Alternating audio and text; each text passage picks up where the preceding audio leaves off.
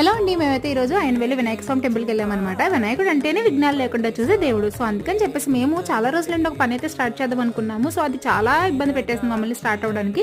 అయితే మేము వెంటనే వినాయకుడు దండం పెట్టుకున్న వెంటనే మా పని అయితే స్టార్ట్ అయిపోయిందండి. సో అందుకని చెప్పేసి వినాయకుడు ట్యాంక్స్ చెప్పడానికి అని చెప్పేసి మేము ఆయనవెల్లి వచ్చాము.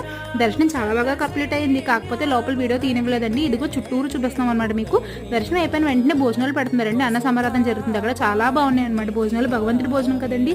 అయితే లైన్ చూసారా ఎంత పెద్ద లైన్. అది పెన్నులు పంచి పెడుతున్నారు. ఇక్కడ పెన్నులు పూజ చేస్తారండి. మీలో చాలా మందికి తెలిసే ఉంటుంది అనుకుంటున్నాను. సో పెన్నులు స్టూడెంట్స్కి అనమాట. సో నేను మా చెల్లి వెళ్ళామన్నమాట. మా చెల్లి ధైర్యం చేసి ఈసారి ఇంకో పెన్ను ఎక్స్ట్రా అడిగింది. దానికి ఇంకో పెన్ను ఇచ్చారు మా బొడ్డోడు కోసం, మా తమ్ముడు కోసం అని చెప్పేసి. సో ఇక్కడ మేము మీకు చూపించాను చూసే ఎందాడ ఇదైతే ప్రసాదం కౌంటర్ అనమాట. అటు సైడ్ వచ్చిందనమాట అన్న సమారాధన కౌంటర్. అక్కడికి వెళ్తే మనకి భోజనం అది పెడతారండి. చాలా బాగుందండి అదంతా గుడి అంతా.